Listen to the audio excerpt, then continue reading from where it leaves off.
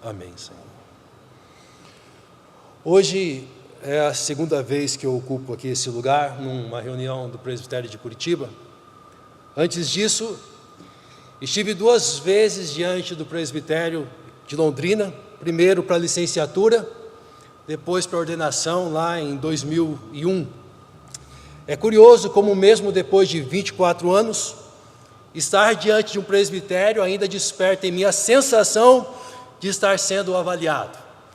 Não da mesma forma, é claro, né? Mas o suficiente para ser lembrado da responsabilidade que é isso, que é poder anunciar a palavra do Senhor.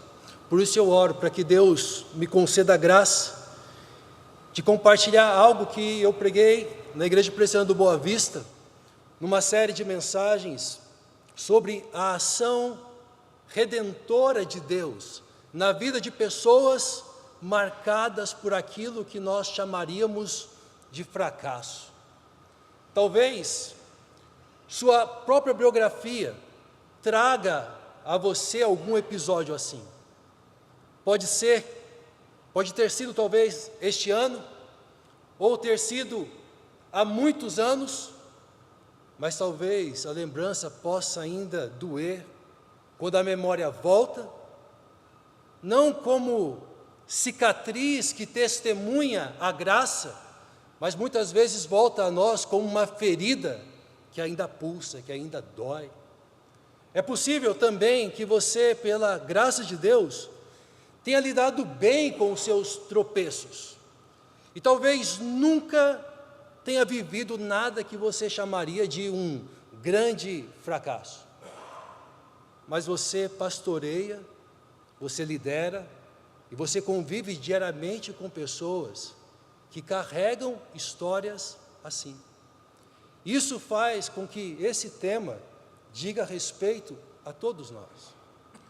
Quero então chamar sua atenção hoje a um discípulo de Jesus, cuja biografia inclui um episódio marcante de fracasso espiritual. Eu estou falando de Tomé.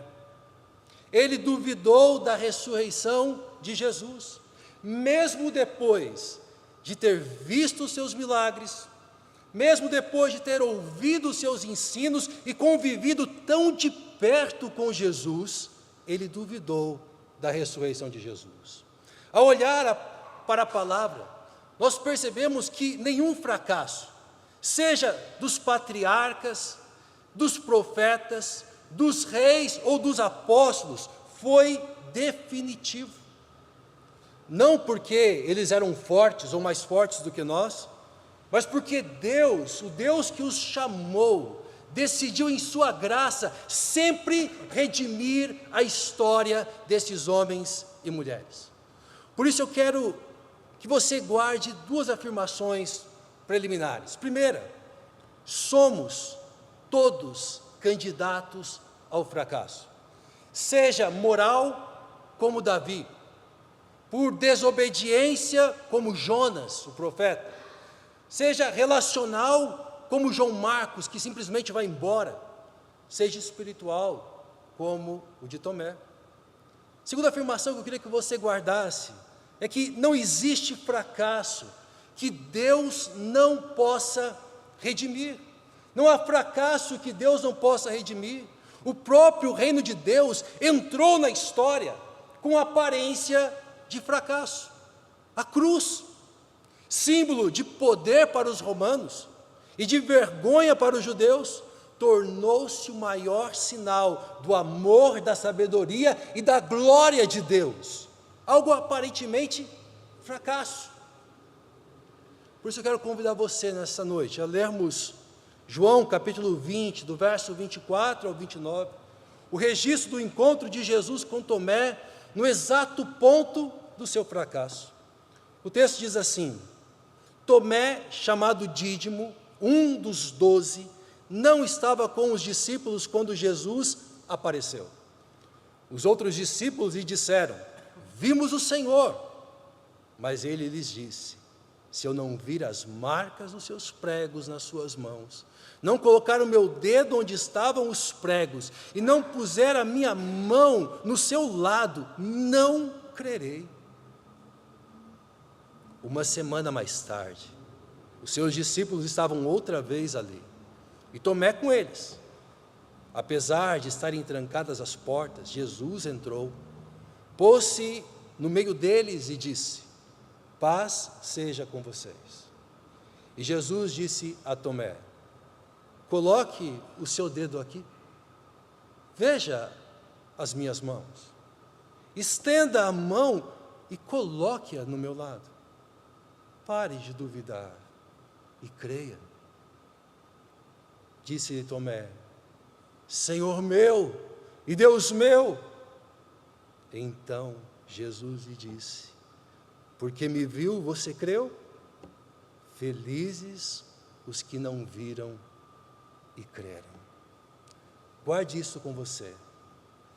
Jesus conhece as nossas sombras, públicas ou silenciosas, e escolhe nos encontrar nelas para nos restaurar, como nós vamos ver nessa noite. Quando Jesus nos encontra nas sombras do nosso fracasso, sejam públicos ou silenciosos, nós descobrimos que a graça sempre chega antes da fé. A graça sempre chega antes da fé, e ela redefine a nossa história. Primeiro, Jesus não nos define pelas dúvidas. Jesus não nos define pelas dúvidas. Aos olhos de Jesus, as dúvidas não definem quem somos. Elas não nos desqualificam, não nos promovem, não alteram a identidade que recebemos quando Ele, Jesus, nos resgatou. Por isso o texto começa dizendo o seguinte: Tomé, chamado Dídimo, um dos 12. Apesar de ter faltado ao primeiro encontro com Cristo ressurreto, ele continua sendo aquilo que Jesus fez dele, ele continua sendo um dos 12. As dúvidas não nos tiram das mãos de Cristo, nem cancelam o que Deus decidiu fazer em nós. Tomé continua sendo aquilo que Cristo fez dele, um dos seus 12 apóstolos. A Escritura mostra outros que também fraquejaram na fé, não por rebeldia, mas fraquejaram na fé porque eram humanos. Você deve se lembrar daquilo que está lá em Marcos capítulo 9, do verso 15 a 27, o pai do menino possesso duvidou, e duvidou porque temia não haver solução para a situação do seu filho, e ele então diz a Jesus: se podes. E Jesus não desqualifica, Jesus apenas o chama a confiar. Tudo é possível ao que crê. Lembre-se de Marcos capítulo 5, verso 21 a 43, Jairo caminha em fé, indo para sua casa, levando Jesus, até que o medo o golpeia, quando ele ouve a notícia: a sua filha morreu. Jesus então revela a dúvida silenciosa no coração de Jairo e diz a Jairo: não tenha medo, tão somente creia, não duvide. Em Mateus capítulo 14, verso 26 a 36, nós encontramos Pedro. Pedro anda sobre as águas, mas o medo do vento o faz afundar. E Jesus então pergunta a ele: homem de pequena fé, por que você duvidou? Por que você duvidou? Assim como o medo estava por trás das dúvidas dessas três situações descritas aqui, o que me parece mover Tomé não é o medo, mas é o inesperado. A ressurreição de Jesus era teologicamente possível, mas praticamente inimaginável, pelo menos não da forma como ela aconteceu. Pense comigo, mesmo Marta, que cria na ressurreição do último dia, não esperava que Lázaro voltasse à vida após 4 dias morto. O inesperado de Deus costuma abalar as nossas categorias. Ao ouvir o testemunho dos discípulos, vimos o Senhor, foi isso que disseram para Tomé, vimos o Senhor. Tomé responde o quê? Tomé responde: se eu não vir, se eu não colocar o meu dedo, eu não crerei. Não era incredulidade deliberada, era uma alma tentando organizar o impossível, o inimaginável que tinha acabado de acontecer. Jesus ressuscitou dos mortos. Quem rejeita Jesus, entenda isso, quem rejeita Jesus não tem dúvidas, porque quem rejeita Jesus decidiu já não crer. Mas quem caminha com Jesus e se depara com a própria fragilidade, se depara com os limites da percepção, se depara com os mistérios do agir inesperado de Deus, sim, essas pessoas enfrentarão dúvidas ao longo do caminho. O agir de Jesus em Tomé é espelho da graça para nós essa noite. Dúvidas não nos definem. Deus já nos definiu em Cristo. Em Cristo nós somos filhos de Deus, regenerados, guardados e chamados por Ele. Essa é a nossa identidade, e dúvida alguma altera a identidade que nós temos em Cristo Jesus. Então, quando Jesus nos encontra nas sombras dos nossos fracassos, sejam eles públicos, sejam eles silenciosos, descobrimos que as dúvidas não nos definem, mas também descobrimos que Jesus conhece e confronta as nossas dúvidas. Jesus conhece e confronta as nossas dúvidas. O Evangelho nos informa o seguinte, no verso 26, 1 semana mais tarde, os seus discípulos estavam outra vez ali, e Tomé com eles. Exatos 7 dias depois do primeiro encontro, quando Tomé não estava, isso está lá relatado em Lucas, capítulo 24, conta para a gente com mais detalhes. Jesus reaparece da mesma maneira, de uma maneira surpreendente. Veja só, apesar de estarem trancadas as portas, Jesus entrou, pôs-se no meio deles e disse: paz seja com vocês. Portas trancadas e de maneira inesperada, uau, Jesus está lá. Naquele primeiro encontro, 1 semana antes, quando Tomé não estava, a reação dos discípulos mostra o peso do choque da ressurreição, desse inesperado de Deus. Eles não celebram, se você prestar atenção lá em Lucas 24, eles não celebram, eles tremem, eles não creem, eles duvidam. Lucas 24, de 37 a 38, diz para a gente o seguinte, que eles pensavam estar vendo o quê? Eu achei o próximo slide, vou passar mais um. Eles estavam pensando que estavam vendo um espírito, um fantasma, quando Jesus simplesmente aparece no meio deles. E as dúvidas então se levantam no coração dos discípulos 1 semana antes desse encontro de Jesus com Tomé. O texto diz para nós lá que eles ficaram assustados, com medo, pensando que estavam vendo um espírito. Ele lhes disse: por que vocês estão perturbados? Ao invés de celebração, estão perturbados. E por que se levantam dúvidas em seus corações? A dúvida não era exclusividade de Tomé. A dúvida era o ambiente interno de todo o grupo. Por isso, Jesus não apenas fala, Jesus se oferece. Ele mostra as mãos, Ele mostra os pés, Ele convida ao toque, E ele até come com eles, não por necessidade de comer, mas por causa da dúvida deles. Lá no capítulo 24 de Lucas, você encontra algumas partes do texto dizendo: vejam as minhas mãos e os meus pés. E Jesus disse: por não crerem ainda, ele lhes perguntou: vocês têm algo para comer? E o texto diz para nós que Jesus então comeu na presença deles. Por quê? Por causa da dúvida. Jesus conhece nossas dúvidas, nos detalhes, inclusive aquelas que ninguém verbaliza, Jesus conhece. Mas Jesus não apenas conhece, ele também confronta as dúvidas, e ele o faz de uma maneira definitiva. E como ele faz? Ele faz com as Escrituras.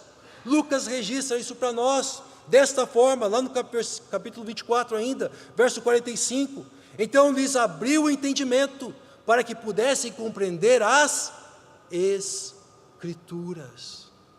E então Lucas acrescenta, Jesus falando: vocês são testemunhas destas coisas, que eles estão vendo acontecer, conforme já estava revelado nas Escrituras. Jesus transforma dúvida em compreensão, e compreensão em missão. É exatamente esse testemunho das marcas de Jesus, da refeição que tomaram com Jesus, das Escrituras abertas que Tomé ouviu os outros discípulos contando para ele. Mas Tomé duvidou, como todos duvidaram, mas ele expressou sua incredulidade com obstinação. Ele exigiu tocar para poder crer. A palavra não elogia a postura de Tomé. Mas se você percebeu, ela também não demoniza a atitude de Tomé. Ela apenas revela a sua condição. Tomé não crê. Tomé quer tocar para poder crer. E porque Jesus conhece até as dúvidas não ditas, ele volta uma semana depois, pelo mesmo caminho, ao mesmo lugar, diante dos mesmos discípulos, agora para alcançar o coração duvidoso de Tomé, que é igual o coração que batia no peito de cada um dos discípulos de Jesus. E Jesus então diz no verso 27 do capítulo 20 de João: coloque o seu dedo aqui, veja as minhas mãos, estenda a mão e toque o meu lado, pare de duvidar e creia. Jesus não humilha Tomé, não o expõe, não o descarta, ele confronta com graça, oferecendo exatamente aquilo que Tomé disse precisar, o mesmo que Jesus já tinha oferecido aos discípulos quando estavam reunidos sem a presença de Tomé. Por isso, o agir de Jesus na vida de Tomé é um espelho da graça para nós. Ele diz para a gente o seguinte, faz a gente pensar no seguinte: quais são as dúvidas que você guarda em segredo? Quais são aquelas que te assombram no silêncio da alma? O mesmo Cristo, que não nos define pelas dúvidas, é aquele que as conhece, as confronta e então apresenta a nós a sua palavra. E com a sua palavra, ele nos move da dúvida para a fé, da fé para o testemunho, do testemunho para o serviço. Quando Jesus nos encontra nas sombras das nossas fraquezas, públicas ou silenciosas, nós descobrimos então primeiro que as dúvidas não nos definem. Descobrimos também que Jesus conhece e confronta nossas dúvidas com graça. E descobrimos por último que Jesus transforma dúvidas em magníficas confissões. A mais simples direta e profunda declaração sobre quem Jesus é em todo o Evangelho de João, vem justamente daquele que um dia tropeçou na fé, mas que disse: Senhor meu e Deus meu, reconhecendo não só a divindade, mas o senhorio e a supremacia de Jesus sobre todas as coisas. Uma das mais elevadas confissões cristológicas das Escrituras nasce dos lábios de um homem marcado pela dúvida. Por isso, D.A. Carson observa o seguinte sobre esse texto, ele diz assim, que o cético mais obstinado legou a nós a mais profunda confissão. Isso só é possível porque Jesus é poderoso para transformar dúvidas em confissões, fracasso em testemunhas, e isso tudo por pura graça dele. Não é por mérito, não é por disciplina, não é pelo meu ou seu desempenho espiritual, é pela graça que ele faz isso. E essa certamente não foi a única vez que a graça fez isso na vida de alguém. Eu fiquei pensando nas confissões que devem ter brotado de outros que também duvidaram. Imaginei por um instante nas magníficas confissões que podem ter sido ditas por pessoas como o pai, lá de Marcos 9, que agora, depois que Jesus liberta o seu filho, volta para casa com o seu filho liberto, depois de clamar: ajuda-me, Senhor, na minha falta de fé. Eu gosto de imaginar o que será, que confissão de fé que não deve ter saído da boca desse homem enquanto caminhava com seu filho. Me ponho a pensar em Jairo e sua esposa, talvez deitado em seu lar, ouvindo a sua filha se mexendo na cama, ou a sua respiração alta, horas, sabendo que horas antes essa menina estava morta, mas o Cristo ressurreto, o Cristo que vence a morte, havia entrado na casa deles e ressuscitado a sua filha. Que confissões de fé não devem ter acontecido naquele lar. Me pego a pensar em Pedro, já agora dentro do barco, olhando para aquele mar que quase o matou porque ele começou a afundar, e ao mesmo tempo olhando de relance o seu mestre Jesus, ali no barco com ele. Que profundas confissões devem ter passado pela mente, o coração e os lábios desse homem. A Bíblia não registra essas confissões, mas não temos razão para duvidar que elas existiram, porque toda a experiência real da graça desemboca em louvor, desemboca em confissão. É impossível ser tocado por Cristo e permanecer igual.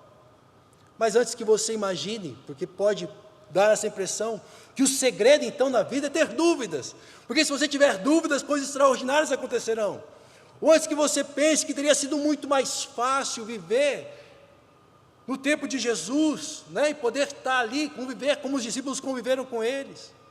Eu quero lembrar a você, um dom que foi reservado exclusivamente para nós. Esse dom está no verso 29. Jesus lhe disse, depois que Tomé fez sua confissão de fé: porque você viu, você creu, Tomé. Felizes, bem-aventurados os que não viram e creram. Essa talvez seja a única bem-aventurança que nenhum apóstolo recebeu. Ela foi separada para mim e para você. Os que creem sem ver, os que caminham pela palavra e não pela vista. O agir de Jesus em Tomé, de novo, é um espelho da graça para nós. Por quê? Por isso, minha oração, pensando nesse espelho da graça, é que Jesus transforme as nossas dúvidas, sejam elas silenciosas ou públicas, em magníficas confissões de fé. para a glória dele e para o testemunho do seu evangelho ao mundo. O que aconteceu com Tomé não é novidade nas Escrituras. Aconteceu de maneira recorrente nos Salmos, que começam falando de dores, que começam falando de fracassos, mas termina em louvores, que começa com dúvidas, até quando, Senhor? Mas que termina com confissão de quem é Deus e do que Deus faz na vida daqueles que caminham com Ele. Então, para a gente poder relembrar, quando Jesus nos encontra nas sombras dos nossos fracassos, públicos ou silenciosos, nós descobrimos que Jesus não nos define pelas dúvidas, descobrimos que Jesus conhece e confronta as nossas dúvidas, e descobrimos que Jesus transforma dúvidas em magníficas confissões, para que a nossa vida se torne um testemunho da sua graça, em todos os lugares. Então, para a gente poder refletir, eu quero deixar 4 coisas para a gente poder encerrar com elas. Primeiro, a confissão de Tomé, Senhor meu e Deus meu, é a confissão que muda tudo. Ela é a marca de que a graça de Deus nos alcançou, de que a graça de Deus abriu os nossos olhos e colocou Jesus no centro do nosso ser, porque ninguém crê em Jesus se não receber de Deus o dom para crer em Jesus. Essa confissão muda a história. Segundo, pensando em nós como pastores, presbíteros e líderes, nós às vezes tropeçamos, duvidamos que Jesus possa ressuscitar ministérios, que Ele possa renovar igrejas, que Ele possa restaurar famílias, ou transformar pessoas que acompanhamos aí de perto. Mas o agir de Jesus com Tomé, de novo, é um espelho da graça, porque ele nos lembra que se Jesus veio ao encontro de Tomé no momento de suas dúvidas, ele certamente vem ao meu encontro e ao seu encontro, ao encontro da minha vida e da sua, do nosso ministério, das nossas igrejas, das nossas famílias e daqueles a quem Ele nos enviou para servir em nossas comunidades. Ainda, terceiro lugar, dúvidas não produzem incredulidade. Nós temos medo das dúvidas porque a gente imagina que elas vão produzir incredulidade. A incredulidade nasce do coração que rejeita o Evangelho, que não se quebranta, que não se arrepende, que não se rende. A dúvida, quando entregue a Cristo, se torna ponte para a ação de Deus e não uma barreira para a ação de Deus. É isso que a gente vê nos Evangelhos, é isso que a gente vê nas Escrituras. Salmistas chegando diante de Deus com muitas dúvidas e terminando em adoração. Tomé chegando com dúvida, mas fazendo a declaração mais profunda sobre a pessoa de Jesus, reconhecendo que Ele é o próprio Deus encarnado, e que Ele é o Senhor dos senhores, o Rei dos reis, que o apóstolo Paulo vai esclarecer de maneira tão bela no livro, na carta aos Filipenses, no capítulo 2.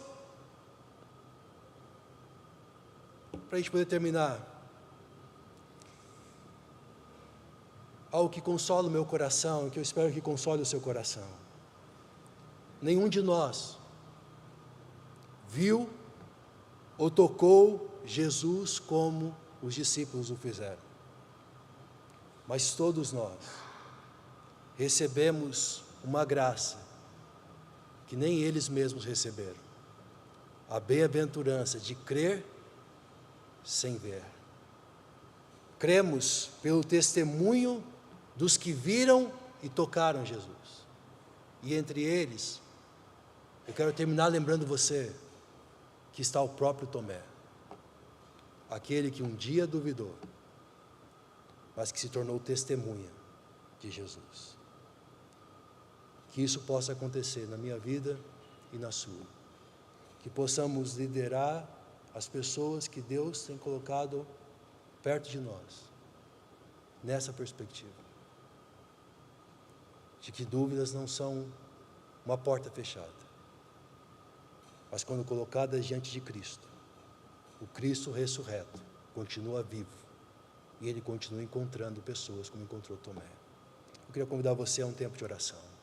Eu queria convidar você a olhar um pouquinho para a sua vida, a partir daquilo que nós conversamos neste momento. Talvez você não tenha nenhuma dificuldade com as dúvidas. Eu fico feliz de saber e ter a certeza que há pessoas aqui que certamente não têm. Mas você talvez agora nessa hora deve estar se lembrando de pessoas que têm. E talvez você possa orar por elas.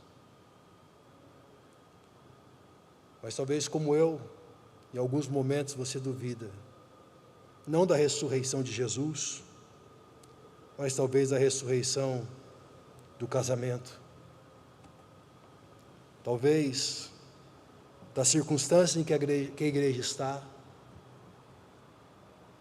talvez daquilo que almejamos ao nosso ministério.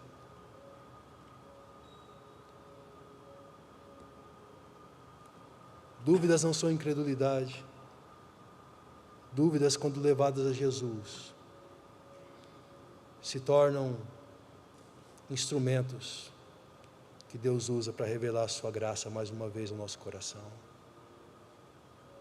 Eu te convido a colocar diante do Senhor as lutas que você tem enfrentado, talvez os fracassos, talvez amor, talvez silenciosos. Só você e sua alma os conhece além de Deus. O Cristo que entrou naquela sala para encontrar Judas, para encontrar Tomé, é o mesmo que está conosco. É o mesmo que a Escritura revela e que prometeu estar conosco. Querido Deus, obrigado, Pai, porque a Tua graça na vida de Tomé foi registrada pelos evangelistas, Senhor. Obrigado, Pai, porque esses homens entenderam que era algo precioso que não poderia ficar fora da Tua revelação, Senhor. E com tanto tempo de distância para esse texto, Pai, nós olhamos para ele e ele continua sendo espelho do Teu agir, Pai. Porque eu tenho certeza que cada um de nós aqui tem experiências de como o Senhor tem trabalhado nas dúvidas do nosso coração. E como os momentos de dúvida na Tua presença têm se tornado momentos de louvor e adoração, de grande confissão do grande Deus que nós servimos, que nos amou, que decidiu dar a nós a identidade de filhos. Oh Deus, ajuda-nos, Senhor, a crer e nunca duvidar, Senhor. E se viermos a duvidar, que possamos trazer essas dúvidas à Tua presença. Oramos também por nós como líderes que lideram outras pessoas, que pastoreiam outras pessoas, que enfrentam demandas como esta, Senhor. Dá-nos uma graça, Deus, sobre nossa vida, que transborde, ó Deus, a vida desses nossos queridos irmãos. Derrama graça sobre a vida dos nossos queridos irmãos, para que transbordem, ó Deus, sobre a vida de seus familiares e de outros, Pai. Para que a Tua graça seja sempre superabundante no meio do Teu povo. E a gente possa, Deus, sempre se voltar ao Senhor, nos cultos públicos, nos momentos de oração em nosso quarto, nos voltar sempre com confissões de louvor e adoração, de reconhecimento de quem o Senhor é e do que o Senhor é capaz, poderoso para fazer e tem feito e ainda fará em nossa história. É a nossa oração, Pai, consciente de nossas limitações, mas também, ó Deus, certos do Deus a quem servimos. A Ti a glória e a Ti o louvor hoje e para todos sempre. Amém, Senhor.